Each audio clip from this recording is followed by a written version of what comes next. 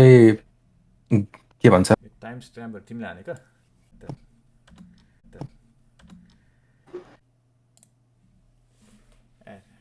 How's the quality, man?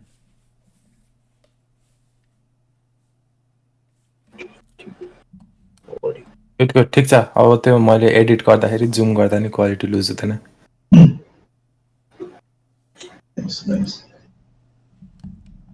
आइरहेछ ठिक छ We good to go? We good to go, man? No more technical errors? Yeah? Yeah. Saju's gotta say yeah, man. You're not even watching this. Actually मैले त्यो के अरे live mute गरेछ क्या Just make sure everything's fine, video, audio, and then we can start. Hello. कस्तो छ ठिक छ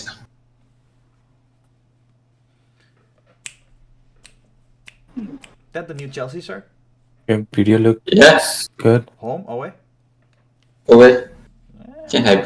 Second and third jersey there. We got better away shirt. Second. कस्तो 30 seconds delay हुन्छ I mean, delay त हुन्छ. I think there's like 30 seconds delay. How many seconds? I ठिक don't छ know. But ठिक छ as long as it's there, it doesn't matter, you know, because no one. Do I have to go back to Twitch? The fuck did it get disconnected? फेरि आयो तर like quality यस्तो नगरे हुन्छ होला त्यसलाई इन्स्टेबल सस्तो छ त अन अफ भयो नि त के ठिक छ आयो अब चाहिँ Yeah, but the thing is like, I don't जाला know. फेरि Yeah, I don't know. बिचमा त्यो अड्किरहेको भने what, how badly it's gonna. I don't know why it does it. Yo template save छ भने सिधै ट्विचमा हान्दिनु न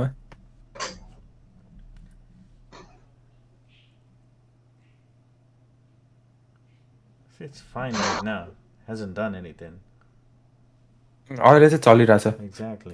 यतिकै ब्याकग्राउन्डमा राख्दिनु लाइक दुईटा मोनिटर छ होइन एउटा मोनिटरमा यो खोलेर राख्नु हेर्नु नभए म यहीँबाट हेरिरहन्छु I don't even touch that. It's just automatically. I don't know.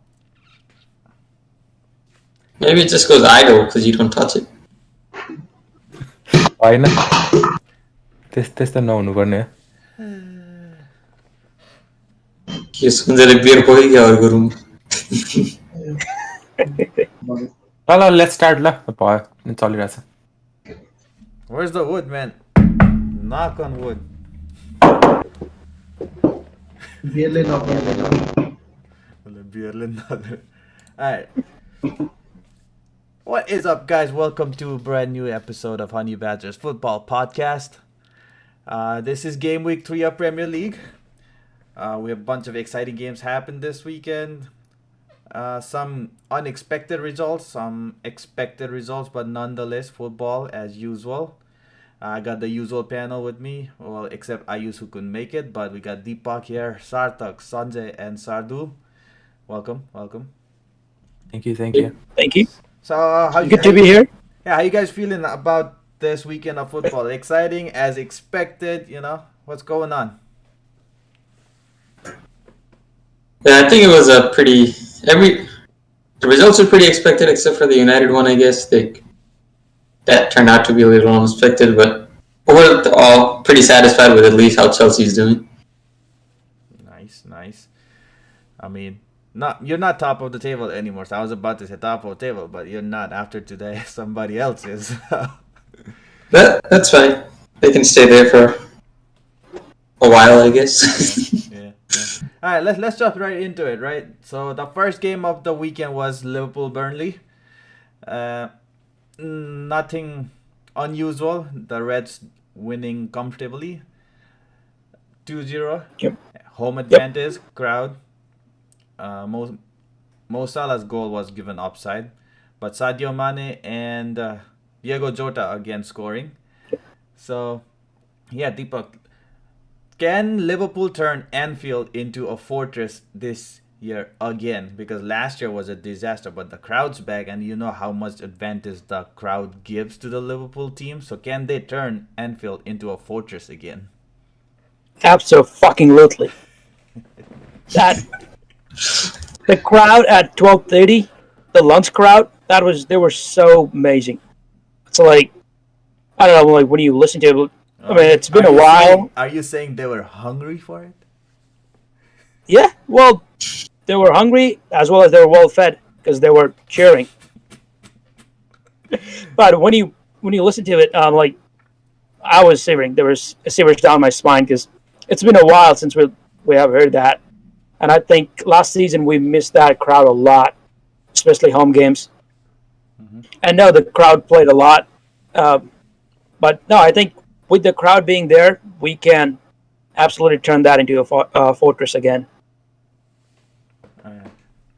Also, a fun fact about that game. Yeah, go ahead. That's the I think first time since 1998 a team fielded all number 1 through 11. Oh, for Burnley. Burnley. Yep. Yeah, The last team to do was Charlton Athletic. Yeah, I saw that. What you mean, like the jersey number? Yeah, it was like 1, 2, 3 for the squad numbers was all 1 through 11. Wait, when was the last time that happened? I think it was 1998. I think it was Charlton Athletic. Oh, man, Burnley knew they couldn't get anything from that game, so they came prepared. Yeah. As for the records. Yeah, like we gotta do something. Well, Burnley were playing typical, I guess, English football. It's like kind of like a little physical. Yeah, that's But that's what Sondijk likes to do. He likes to murder people, man. Yeah, he's a new Tony Pulis. Getting there, not quite, but Not quite, but all right, Sarthak, let me ask you this, right? Since you guys are coming to Anfield next week, does the atmosphere in Anfield worry you as a team coming there and playing Liverpool? You know, like when you're an away team coming to Anfield, does that increase a little bit of extra pressure or something? Like, how do you feel about coming and playing at Anfield? How comfortable do you think you feel? I mean, yeah, definitely. Like playing any game away from home is a big, I guess, disadvantage in terms of like the support. Especially Anfield is like one of the loudest stadiums around, so it's definitely going to make it a little discomforting for the players. I think there's going to be a little bit of nerve in the beginning. So yeah, it's not the best place to play in, right? If you're not a Liverpool. True. I mean, I think Liverpool massively suffered when at home last year because of lack of crowd, and you can see how much it plays on their performance when the crowd backs them up. So, Sardul, Liverpool, Burnley, you expected that kind of result, that performance? To be honest, my prediction was 3-0, but it came up to be 2-0, Oh, so it's damn fine. it, man. We underperformed. I mean, the first half was all right. I think Burnley, they had their moments in it. And they were giving us some problems in the first half. Second half, for the first few minutes, they had a little small chances, but that was it. Because the rest of the match, like including the 2 goals themselves, Liverpool completely dominated it. And I mean, the one big positive, like one of the big positives that came out of the game was Harvey Elliott, who just turned 18 like maybe last month, but he played like he was there for like 4 seasons or something. That kid is gonna be like one of the great players of this generation. Sanjay, what were you doing when you were 18, man? Come on. There were like couple games, like I think 3 games, like crowds were allowed into the stadium. Yeah, here and So there. like Sometimes, yeah, like not all the fans, but I think around like 10 to Limited. 15,000. Yeah. Limited.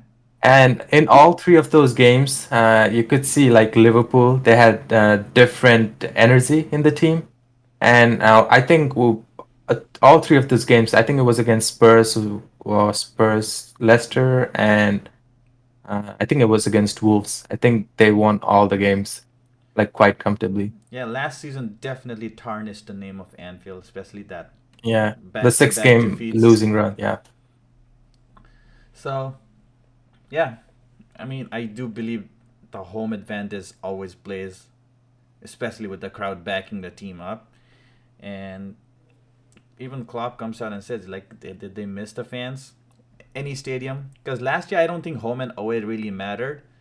This year, it will because of that home backing, especially to Liverpool, who play different when the fans are backing them up. So, yeah, that'll be. Like even talking about Firmino, like he's a showman, you know, like he likes to show off his skills when crowd are there. So Season. you could see like in the first game, crowds are back. He starts playing good. Even in this game, when he came on, he was really good. So you could see like the impact that the crowd can make on a player as well, not just the whole team. Exactly, exactly. Moving on, second game, Aston Villa 2, Newcastle 0. I mean, Aston Villa came back after losing the first game. Nothing surprising there. Newcastle looked to be struggling. Anything you guys got to say about Aston Villa, Newcastle, those teams? Like, I think Aston Villa, as a team, it's gonna need them some time to gel after Grealish leaving. But Newcastle are really struggling, and they have struggled for a while now. Yeah, but what a goal by Danny Ings. So. Oh, that was Yeah, That's probably gonna another be player, like goal right? of the season contender. He's wherever he goes, he scores goals, and it's just he just seems to fit in anywhere naturally. So yeah, that goal was I forgot Like about that. That was ridiculous. there was talks of Manchester City signing him. I'm glad they didn't sign him, and it looks like the Harry Kane deal is not gonna go through as well. So Still yeah, I'm really glad that didn't happen too, because Ings is a proven goal scorer. Even when he came before even when he arrived at Liverpool, like he didn't really have much impact on it because of the injuries. But whenever he played, like I think he made some really good impression on the team. And before Liverpool at Burnley, like solid, like 15 to 20 goals a season scorer, and after that Southampton, and now at Aston Villa. So yeah, I think he's one of the top like proven goal scorer, let's say, I mean, in the even Premier League. even when Villa announced him, like I was not freaking expecting that. Came out of nowhere. Like they were like, "Oh, Danny Ings." I was There like, was no rumors, I was like, nothing at all, "The just this fuck." like old school signing announcement. It's the best way to do business. Yeah. Yeah, Chelsea does that a lot. They just announce players like randomly, boom. Oh yeah, they announced the guy Kunde today. Like I mean, not they didn't officially announce it, but Fabrizio was like tweeting I like. mean, Kunde is going on the whole window though, but normally Chelsea just announces players like, "Oh, signed." I was like, But I was thinking that deal went off. Like they're not gonna sign him anymore. But like because it's all now we're based here. on Zuma. The Zuma it has to leave for them to announce it. I think we already made like 100 million this window just from transfers. And then given that we just sold Japa Costa for 10 million and we're about to sell Zuma for 30, I think that will cover for the incoming. Where's it going? West Ham? Yep, yeah, that's the Also, rumors. Yeah, rumored. Uh, Palace Brentford 0-0. I mean, Mm. it looks like Ayus's placement of Brentford at 12 might not be that crazy. Just gonna say they look solid, but I don't know if they can go on the whole season. But 2 games undefeated. Sanjay, how do you feel about Brentford in the Premier League? I think like for teams that come up from championship, right? I think the biggest challenge is probably like the first 5 to 10 games, like get used to the atmosphere and get used to the pace of like how they play in the Premier League. But they've done like exceedingly, and 4 points out of two is like not a bad, and like they can build a foundation on. And I don't even think like we've seen the best out of Brentford because Joe was their highest scorer, and he hasn't scored yet. So once like they get used to the pace, I think they'll be even more entertaining. But yeah, it's very impressed. I've been very impressed by them so far. Mm-hmm. Yep. Looks like we'll all be Where did you swallowing guys our have words. Brentford? 20. 20. 20, I think 19. Ayus had them at 12. I would have put them at 16th or 17th Yeah, look, because when Brentford both came in, we had no idea what Yeah. Brentford were, man. Well, what? This is their first time. Yeah, in like what 700 seven. years. What, 75 years or something. Yeah, 70 something years. But I was meant to forever, in forever. They haven't been in the league. And I was like, with Norwich, they look like the other one who's gonna go down. But it's only been what, 2 game weeks, so we have to wait and see how long if they can sustain that. But they look good. Their fans look good, passionate. The manager looks passionate about the whole thing. So I was like, I will swallow my words. I'll take the L if they can stay up. Yeah. The last time Brentford played in the Premier League, when he still had black hair. Mhm. No, man, I wasn't born. 70 years. I had no hair. I had nothing. All right. No, Yeah, go ahead. I was doing some reading on the Brentford, and it looks like they're a well-run club. They're all the management from top to bottom. They're like really solid, so they might be here to stay for a little longer. I mean, if they're anything like Leicester, like they could. Yeah. I mean, Leicester was similar. They built up a new stadium, the community stadium. It's a brand new stadium, and I did some research too. Like these videos kind of kept popping up on my YouTube channel.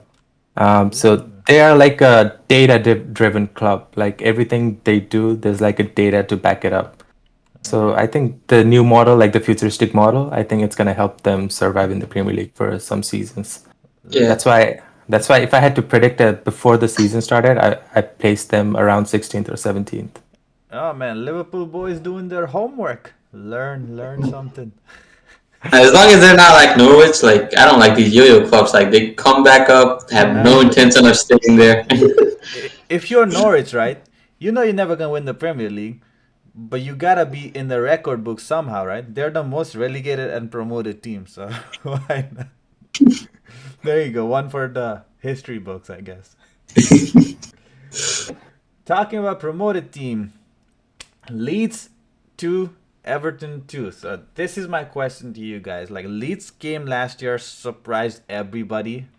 Like we didn't know what to expect. Like I guess none of us thought they were gonna get relegated, but they overperformed in somewhat. And there's been some expectations from them this year, but are they gonna suffer from sophomore slump where like a team does so well the first year back and then the second year like people figure out how to play against them and they start struggling? Because I don't think they won the first game either, did they? No, they got slammed by United the first game. They have drawn to Everton. So I mean, Bielsa is a great coach and they got a good team, but are they gonna suffer from this thing called sophomore slump where, they finish like somewhere not relegated but dead bottom towards the second half of table? What do you guys think? You mean like what happened to Sheffield United? Like the first year they were like really good, then the second season they Sheffield, went down. I think, was a different case because I think losing Dean Henderson really affected. Plus, they didn't really build up to that momentum. I think Leeds have done better business to stay in the Premier League, but it's all about no one expected what to expect from them last year. But this year, everyone's like, "Oh, Leeds United, we know how they play and all." So people will figure out their tactics and all. So there is no that it factor anymore.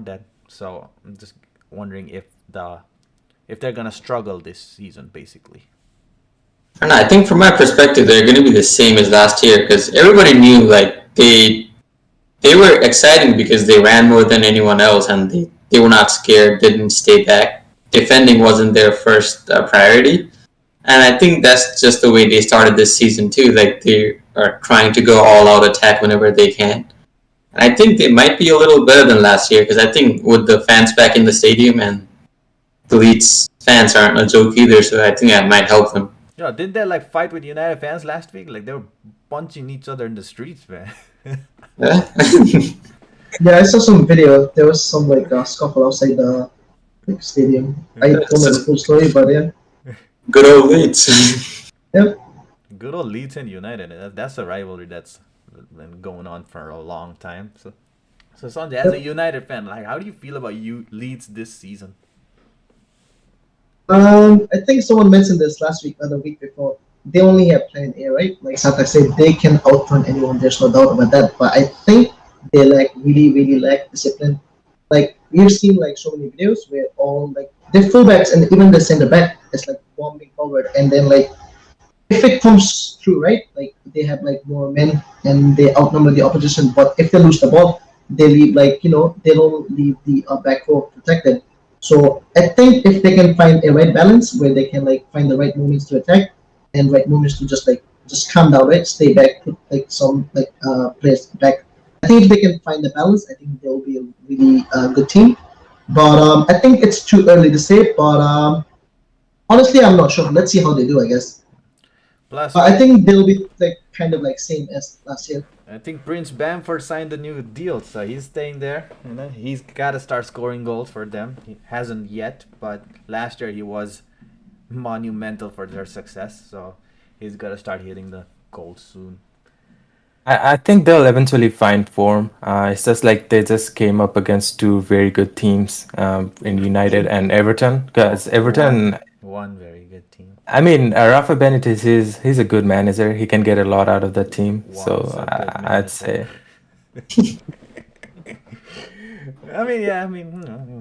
Yeah, sure. It's just bitter. yeah. Not really, man. Could care less about Everton. Oh, talking about goals, man. City 5, Norwich 0. I mean, I guess it's just Norwich, but Grealish gets his first goal for City. That was a tap in. That wasn't even a tap in, man. That We wasn't a deflected tap-in. off of him. We've seen a lot of big players miss tap ins, so to get your first goal for a new club, that always builds up confidence and right place, Man didn't right even time. get any reaction.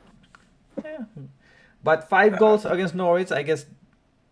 Do they even need Harry Kane, man? Like, goals has not been their problem, so I don't know, like, why they are so obsessed with Harry Kane. Well, goals have not been problem during in the Premier League, but when it comes to Champions League and the finals, that's when they need the goals. I think that's when they need a striker. But that's 'Cause the manager and his tactics failing them, not the players. No, so I guess he cannot perform. Like, he does not know any other tactic besides Harry Kane at the number 9.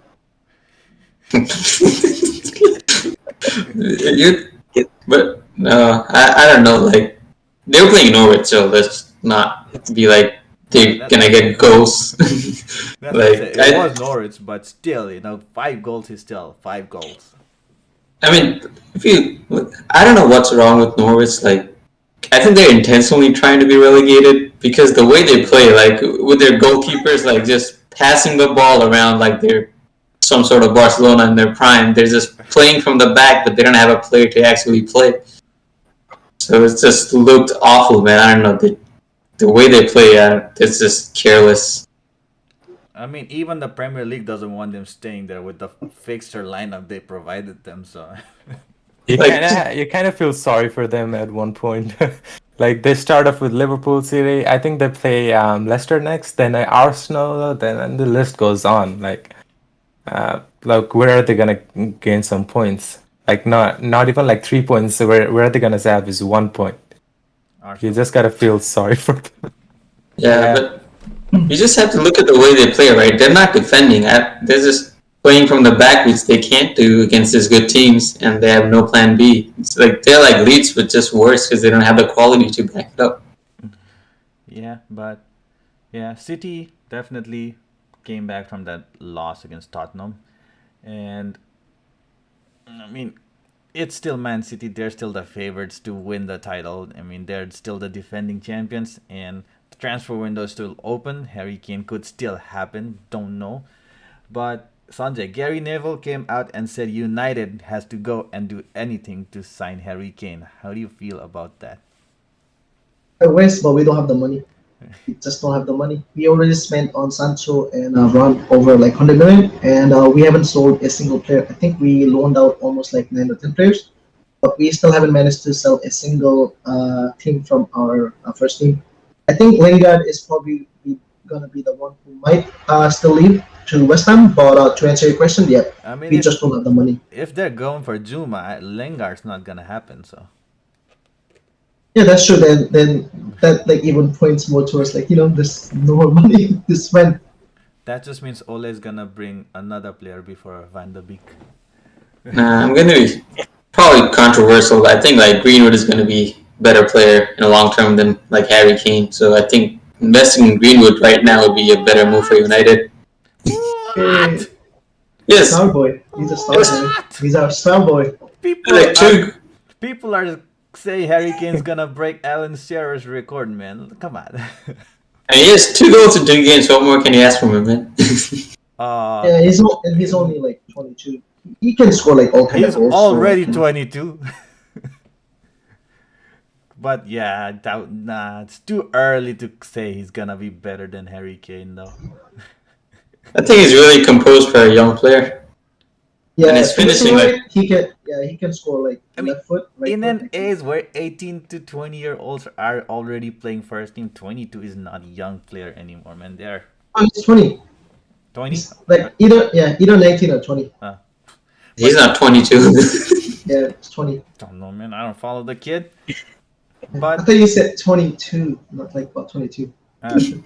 yeah, but still, like, if he can constantly perform, maybe, but still way too early to say he'll be better than Harry Kane, especially looking at how English young talents tend to develop. Yeah.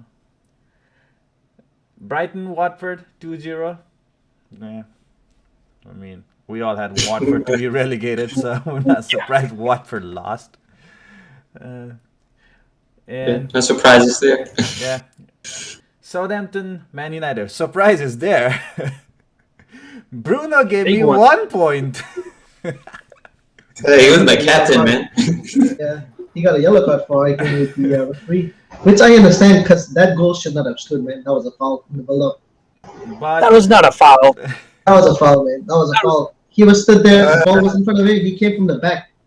He came from the side. That was not a Came from foul. the back. Watch the No, he video didn't. again. Came from the back. Yeah, I was watching I saw it like 3 or 4 times. They replayed it. But That it's was still, not a foul. he To be still got fair- the ball, right? He got the Yeah. man first and then the ball. To be fair to the referees, man, it's Bruno. He has a record Yeah, of no, diving. it's hard. Like I'm not gonna say like, oh, that's what's cost us the game. I mean, like that would have been like we were gonna consider it because what is it? Even Brendan Rodgers, he did an interview saying like, oh, that should have been a foul. So I guess it just depends on your interpretation of like how much contact is a foul and what is not.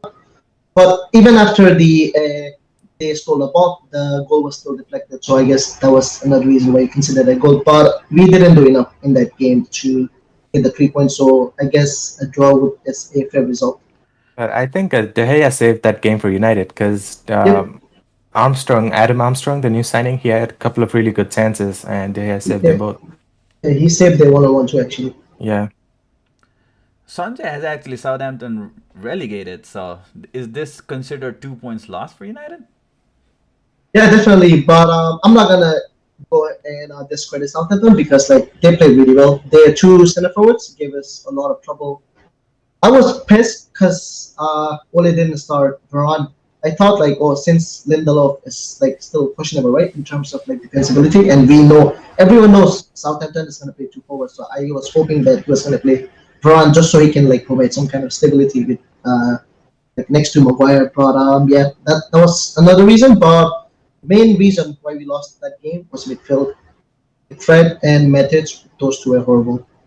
I mean, you answered basically the 2 questions I was gonna ask. But first question, right? Like, why doesn't Ole just start the new signings? They paid big money for these. Tuchel came out and said, "We paid big money for Lukaku. He's gonna start," and he started against Arsenal. Ole is not playing either Sancho or Varane. Those are the 2 big signings for United, and you expect them to get right. I mean, they're match fit. They played Euro, so why is he not playing these new signings? I kind of understand in terms of Ron because I think he's only trained for like 3 or 4 days. He had to quarantine a lot because of when he came from Real Madrid. We couldn't even announce the deal because of how much he had to quarantine. I mean, But Sancho, I was honestly So did Lukaku. The Lukaku was signed after Super Cup. He trained for 3 days, started against Arsenal. So yeah, I think it's because Lindelof had a good game against Leeds, so I'm guessing he didn't want to make a lot of change. He actually provided the assist. I think that was the final goal that Bruno scored. He made the pass from the defense, so I'm assuming that's why. But yeah, I was hoping to see like both of them start, to be honest. And Varane, I was like mostly hopeful, but I was actually expecting Sancho to start. But I don't know why he didn't start. He started Marshall, who's been injured for like what last 3 4 months, and this was his first start in that like time frame. So I was just like that. That's one thing I didn't understand. See, Ole keeps making these questionable choices, like, and it's just you can't be taking. Like, you paid like what 90 something million for Sancho. Why would you not start him? Like, he's I mean, there. Yeah. you guys know Mark Goldbridge, right? Like the guy, the United Stand guy. Yeah, Yeah. I saw Yes, some of sir. his tweets. Like, he was saying that I don't really follow United that much in the preseason, but like Donny van de Beek, he was a really big part of the team in the preseason, and he was really like questioning Ole's decision, like why Van de Beek didn't even come on as a substitute, like some of these decisions that Ole made, like even the United fans, they're questioning it. Oh, Van der Beek is a issue from last year, so no one brings that up anymore. We just be like, all right, Ole just doesn't like the guy. Yeah, it seems like he's got some personal vendetta against him. Yeah, yeah, probably. But another thing, like, why aren't? I mean, you mentioned like they don't have money anymore, but they should have come up with a game plan. United need a midfielder, but they're not showing any urgency to sign a midfielder. And is it because they're waiting to sell players first? But what's going on in that department? Because that's somewhere United struggle, and that's one position that like changes them from a title contender to just nothing basically. So why aren't they not signing a midfielder? What's going on there?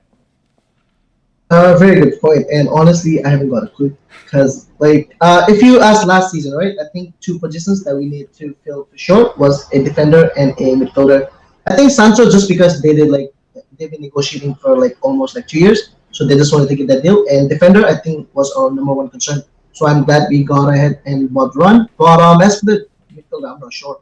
I actually saw a video of Fabrizio. He was in an interview with a United forum, which is like basically what we do, and he was saying that United are focusing on the outgoings. So if they're able to raise funds by selling players, they might be able to buy. They might be able to afford a midfielder.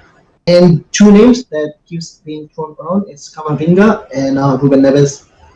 Ruben Neves, just because I think because like Premier League has already started and Wolves have already like played, so I don't think Wolves will be looking to sell them. But Kamavinga, Fabrizio announced today that he won't be signing a new contract at Venice. Like, he's a potential player, right? He's only like 18, 19, but Oh, he should be able to command like 30 or 35 million. So I think that's one apparently position we can take available for advantage of. 35 million euros. So man, I even sent a tweet out to Liverpool saying, "Look at that kid, man." Yeah, I think we need to take advantage of that deal because like he can be a superstar. Definitely, man. But yeah, to answer your question, I think we're still looking at ways to raise funds by selling our players before buying. Yeah. Nothing can be worse than Matic, right? He was bad. Like he was slow. Yeah, His touches were he bad. was slow as fuck. Yeah, Oh wait, he's still at like United. he played that game. Matthew, like, Damn. which is honestly why I think he lost that game. Like there were so many times they get the ball away, right? Forget tactics, forget game plan, forget like encouraging words from your manager and teammates. If those two main midfielders cannot string like two or three passes together, they kept giving the ball away like in every turnover. And like we had like no way to like build momentum because we had a few good moments, but every time we did something good, our midfielder kept giving the ball away. So yeah, midfield we really need to do something about it. We're talking about midfield like Pogba with another assist. Is this the season finally we see the best of Paul Pogba at Man United? Is he You know, unlocked? I hope so. So, cause what is it? That game against like what is it? Leeds? He was the only player. Yeah, no. All Leeds and also like Southampton. He Southampton. was the only player against Southampton. Our whole team was crap, but he was the only one who was actually good. He was creating. He had a lot of chances to score too, but the keeper saved it. But he was also creating chances. I mean, he was also in like good decisions, making good passes, and making runs and space for the teammates. So he was the only one like who had a good game. So I hope that it's ironic because he's on his last year of his contract, and there were talks about him either signing a contract or leaving. It would be a shame if he saw the best of Paul Pogba right before he left. Yeah, so this is his audition for PSG next year, basically. And I was like, I can play with And Messi. I'm that good. All right. Anything else you guys got to add about United? It's, I think I tweeted this too, but it seems like there's no consistency to them again this season. It happened lot last season, and it's going on the same trend this season as well. Yeah, that's a good Yeah. thing. Still finished second last year with being such inconsistent. So if they can still do that, I think they'll still consider it a success. Mm. I can see them winning the title with Ole. Yeah, I think if Guardiola or Klopp or even Tuchel, if they had this United squad, they would have won United the title. I don't know, Jamie Carragher said that or something. I Yeah. think. I mean, I mean, to be fair, Ole has definitely overachieved, but he's like Gareth Southgate in so many different ways. Right, still makes questionable choices from here and there, and like we see you do something good, but then you also come and make these stupid decisions. Like, so what? Which one is the real you? That becomes the question while watching him. So anyway, another team actually. I mean, who started the season pretty surprisingly. I mean, Spurs, 6 points out of 6. Nuno defeating his old team, Wolves. So, is it too much to say? I mean, is it too early to say that Spurs top four is a realistic target? Like, what do you guys think? Like, are they? Should we? Like, I know before it all started, we are like, oh, Tottenham probably 6, 7, but Harry Kane hasn't even played, and they've looked solid. It's not like it hasn't been a fluke win. They were the better team against Man City, pretty solid against Wolves. Son stepped up, and Dele Ali's found his form for some reason. Their defense looks stable. So is it little bit too much to say that the top four is a realistic target for Tottenham this season? I mean, they can target it, but I don't think they can achieve that. No, that is, I think the one of the reason Tottenham won that game was because Wolves, they could not finish it. Adama Traore, he's going down the. He didn't finish that one-on-one with goalie. I think he missed other couple chances. Like, I think that was also another reason why he didn't start a lot of game last season, because he just could not finish it. I think that game should have ended in draw or Wolves winning it. I think if Damn, Wolves keep playing Traore, he's going to cost that team a lot of points, Jesus. because he needs to work on his finishing. He guy doesn't could like not Traore. finish that a simple one-on-one of the goalie. And Spurs he are, had a. Spurs are actually Lakers. trying to buy Traore. I mean, if he Oh yeah, I could, read about that. Yeah. if he could improve his finishing, he's a hell of a player. But without that He's a finishing, monster. Are you gonna say that to without his that face? finishing, no. Would you say that Yeah. to his face? Yeah, I will say that to his face. Yeah, okay, man. I will. His biceps are twice your size, man. I will get there. You get there. All right, let's hear it from the man himself, Mr. Nuno. See Spurs as a top four contender, man. Like especially, I don't know. They might keep Harry Kane, but even with him, they don't really have that quality in the squad to challenge for top four. I think they would probably do better than last year. I guess they can't really do worse, but so yeah, with that, I think they will be in like the top 10, but not top four. Top 10, definitely.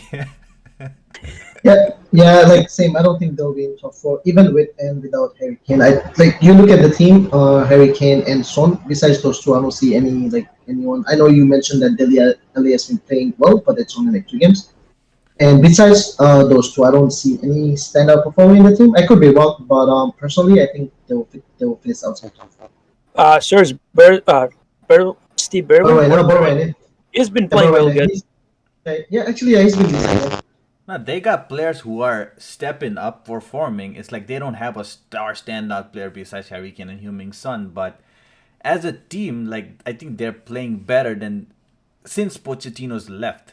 So, I mean, and Nuno, we saw what he did at Wolves, right? So if he can just bring whatever he did there to Tottenham, they got a better quality squad. I think he needs a couple more Portuguese players and Tottenham. And there's been still couple of like signings that's coming in. Like I keep hearing all these like they're finalizing these deals. So Tottenham, I don't know, like they look like they're gonna surprise, at least because I had them finishing below Arsenal, and it's 2 games, and I'm already regretting that. So Arsenal. I mean, whenever the UEFA, the Conference League or something like that, whenever that starts, I think that's it gonna started. hinder. They lost. Yeah. I think they did that on purpose. They beat City, and then they went and they lost to some team. So Yeah. maybe they just Where do don't they play want next? Tottenham. Yeah, it's Leicester. Tottenham plays Watford next. Oh, I That's guess. another 3 points. So yeah, that I mean everybody expected them to lose to City first game. They won, and now that gives them the good confidence and good momentum, right? Especially when you have a new manager and your star players wants to leave. So I think considering everything, I think they're doing better than expected. And we can go to the preview part later. And let's just get done with the fixers from the weekend The first. big game of the weekend, Super Sunday, turned out to be probably the most boring game of the weekend. Arsenal, Chelsea, or you can say just, whatever. Chelsea easily winning.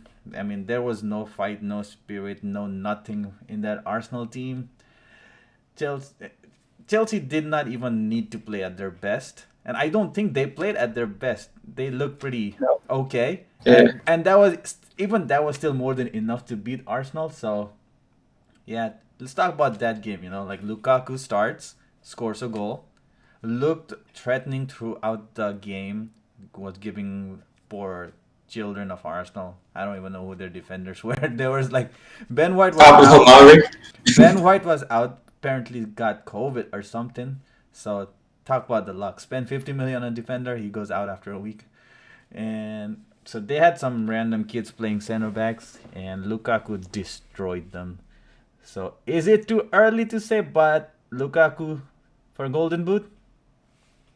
Sartak? Definitely too early. It's just one game, but yeah, I mean, You can tell from I, the movements and everything. Like he's a goal scorer, and it looks like he's there to Yep. score goals that Chelsea lacked previously. yeah, a couple of things from this game. Like it felt like a practice, like a warm-up game, more than like a real Premier League match. Like I don't think Chelsea ever got out of the second gear. We were not passing quick. We were not playing well. Like it was just Lukaku bullying them. He had his back against the goal. He held the ball, let someone else run, and I think Reece James never had anyone covering him. He was free the whole game. Like there was absolutely no one there. I don't know who was supposed to be there, but he had the whole right side of the field all by himself. I mean, wasn't it? So, Is he right or left, Luis James? right? Right. So Right. that would be what, Tierney? Yeah. And Arsenal fans Tierney. rate him so high too. Tierney had one of his worst games for Arsenal. Usually he's consistent, but this was like one of his poorest game. I think for Yeah. that, like the reason for that was Lukaku. Like I noticed that as well. Like exact point. They like Reece James had so much space. But what I was noticing was Mori, the Arsenal defender, like he could not occupy Lukaku. Lukaku was doing everything on his like free will. So like he had such a hard time like trying to like contain Lukaku. Like Tierney had to like kind of like leave his position and try to help out in the defense in the middle. That left space for like Reece James, but I think that's why they got destroyed on that side. Yeah, I think Saka was supposed to be coming back for it too. But yeah, overall, I think Lukaku has improved a lot, I guess, in his time at Inter because I did not see him doing this in Premier League before. Like he scored goals like every now and then, but like the way he's like holding the ball, like holding up the defense, just bullying them, and then opening up spaces for other players. I think it was at Inter Milan he got a lot better, and I heard like Conte actually trained him to do that for 3 straight months. So hopefully it pays off this season. Boy, it's gonna be interesting when Conte comes and manages Arsenal. Then Mhm. Oh, we go to Arsenal, man. that's my another question. Like, is it time for a change at Arsenal? Is it time to let Arteta go? And I know I brought this last week too, and you said it's only been a one game. Now it's been 2 games. They just keep doing worse and worse. So the manager has to be blamed for most of these, right? These players don't look like they want to play. Arteta can't seem to bring the best out of them. Nothing seems to be working at Arsenal. So, at what point do you be like, all right, we need some changes here? Yeah, I'm not sure. They actually signed a lot of players. I think I heard they spent the most in the transfer window. I don't know who they bought. 50 something million. I mean, Ben White for 50, so that's half of it already. They Odegaard signed for Odegaard. 30 something, so that's close to 100 million right there. We got And that Lutonga guy. Aaron Ramsdale from Sheffield Sheffield. for 20 something. And, Goalkeeper? yeah. Yeah, Yeah, and And then Lukunga, Lukonga. the right back, Anderlecht. the one right back from Portugal somewhere. So they Uh, brought in that's- signings. Oh, the left back. Left back. The Nuno Tavares guy. Yep. Yeah. Yeah. So they Yeah, brought they're in saying like 5-6 players, players. but yes, their front three. I mean, I think Lacazette's still out. Aubameyang, I think, came from the bench. Partey Yeah. is injured. Ben White was out. So, like I said, nothing seems to be working at Arsenal, and doesn't look like they can ever get their best starting 11 to be fit. So, when do you start? All right, Conte is available, and he was willing to go to Spurs. Spurs board fucked up, and something went wrong, but he was willing to go to Spurs. If he was willing to go to Spurs, I don't see why he won't be willing to go to Arsenal. He went to Inter Milan. Inter Milan weren't doing all that great when he went there either. So it's not like, oh, he's not gonna go there because they don't have Europe. No, it's an exciting prospect, right? I mean, challenge, right? If you're Conte, Arsenal, they are struggling. You go and you do something there. So, how long do you stick with Arteta? I think that Until this you could really get it. Yeah, if it was up to me, I'll like let him stick there forever. But it's not. Yeah, I think Nah. like for me personally, I think he should still be given a chance, at least like 5 or 7 games, because I think 2 games is way too early to make such a important They decision. play Man City next. They're gonna lose that as well, and that's 3 games, 0 points. They're gonna be 20th. What if 7 games in and they're still struggling? Then you're gonna be playing catch up from the beginning of the season, right? You've seen like preseason, they didn't win a single preseason game. That should have given you enough idea about what to do. Doesn't look like they are, and the pressure's on Arteta. The fans are already against him. The majority they don't want him there. Majority they don't want the board there. So as a club, this club is I don't know what Yep, they're all over the doing. place. So the only thing where that's doable right now is change the manager and go for the best guy that's available right now. He might not be for long, so I'd Yeah. say get rid of him right now and appoint Conte while it's still available. Because as the season progresses, you never know what's going to happen at the big teams. Like, not just in the Premier League, but in La Liga as well. Like, you never know what's going to happen with Barca or Real Madrid. And they might appoint Conte. So, he's available at the moment. Just sack Arteta and appoint Conte right away. And like you said, it's a good prospect for him. It's not as if the team is like all deadwoods. There are some like really interesting prospects in the team, like Bukayo Saka. Like I think Smith Rowe is a really good player as well, and they've signed some really good players as well. Like Odegaard. I mean, they've really overpaid for them, but there's still some. I mean, there's decent player for.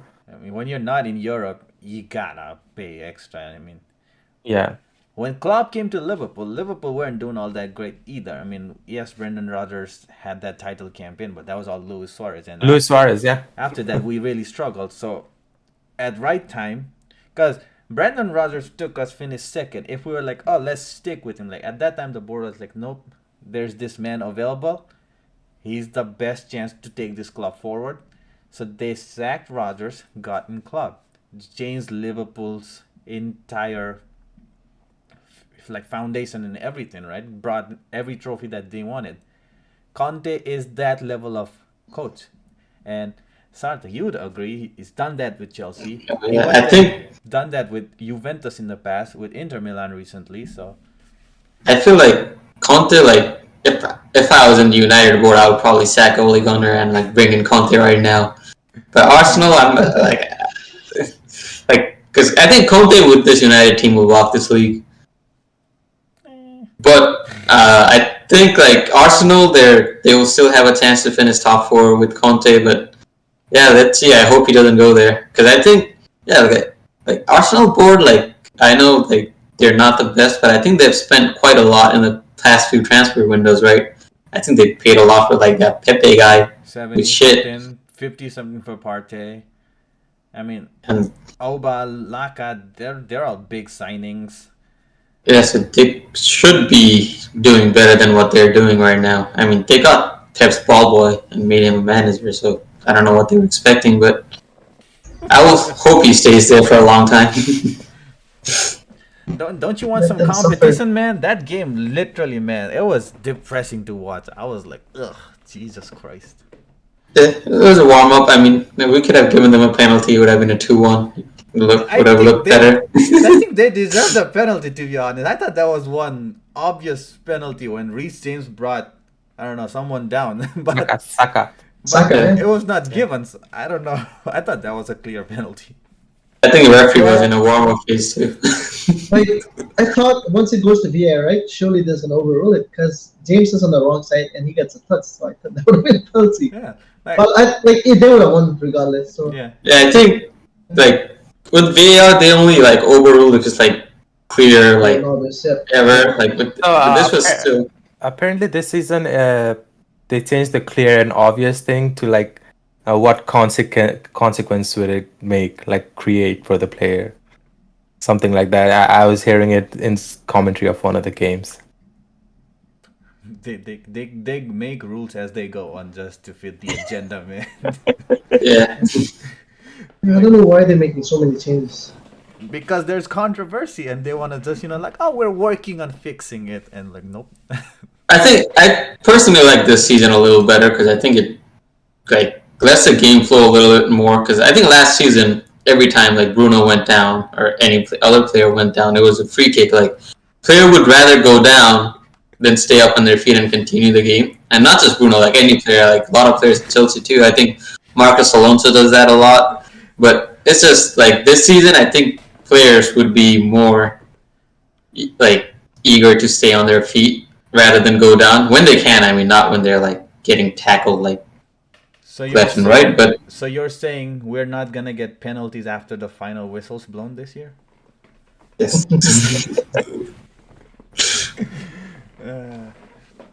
Alright. and I think they made the offside lines a little thicker too, right? It's not like last year. I don't look at those lines, man. There were still some offsides where like that could go either way. Like every time offside, it used to be the advantage to the attacker.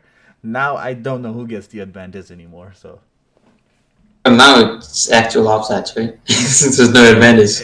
I think the Euro did show us a lot how VAR could be used in a better and a different way. So that has come and done a little bit of changes in Premier League, but English refereeing still has a long way to go before we can all be happy about it. Yep. I will never be happy. We have some personal interest here. Nah, man, the Salah goal should have stayed. That was such a good goal too. Yeah, that was a nice build up to that goal. Yeah, he'll be giving me some points. Apparently, Mo Salah's never scored in the second game week. This should have told me that before the game week. He scored in the first game week for past 6 seasons, but he's never scored in the second game week. So, What about the third? third, that's a thing for the stats guy right there. I don't know. I need to look it up. I don't know. Alright. But he'll score the goal next week. Yeah, definitely. I'll give you my word. Hat trick next week, definitely. Yeah, he's my captain too. Double, triple captain then. Triple captain. Yep. Yeah, make sure you do it. Probably get 3 points. Alright, the final game of the game week. David Moyes versus Brendan Rodgers. West Ham destroyed Leicester 4-1, man. I mean, I guess the red card definitely played some part, but Yeah, West Ham looks different again this year. They seem to be just picking up where they left last year.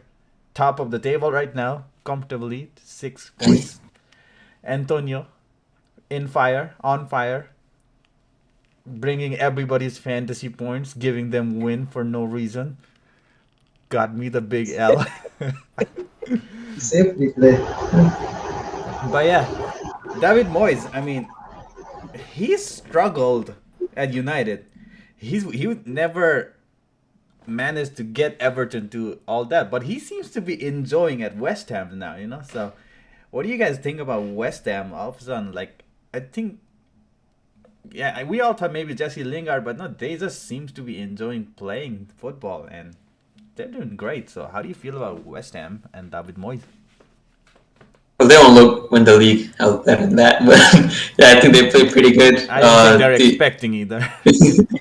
Yeah, I mean, what could have been, right? It could have been like David Moyes and Brendan Rodgers, Liverpool United, but their depth came back to their level, so it's a good thing for them too. But yeah, I think West Ham played really good. They were solid defensively, except for that one lucky goal for Leicester.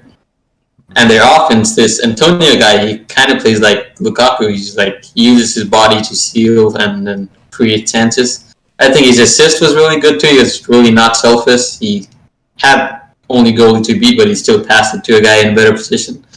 So I think it's just the team overall. They have a good cohesion like around them. Like their midfield is pretty good with Rice in there, and their defense, yeah, and their defense isn't, I guess, the best. But I think with Zuma going in, it's going to be pretty solid too. So there would be Cresswell. top half.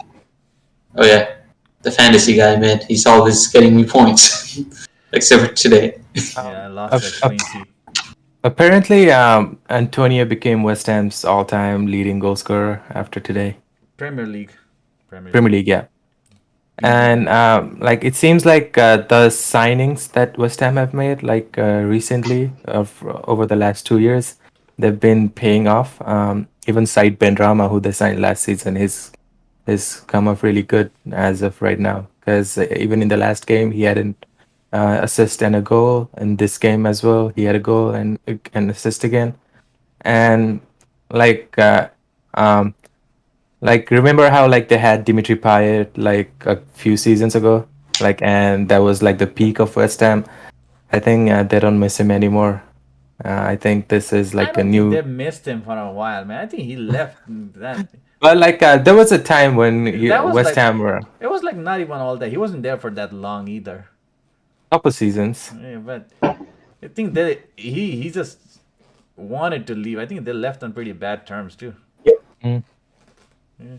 But before he left, he was actually No, he scoring was, goals he was, left he and was, right. He Right, was it was only- performing. He was performing, but I'm trying to think of somebody. He reminded me of someone else, but I can't think of right now. But yeah, Tevez.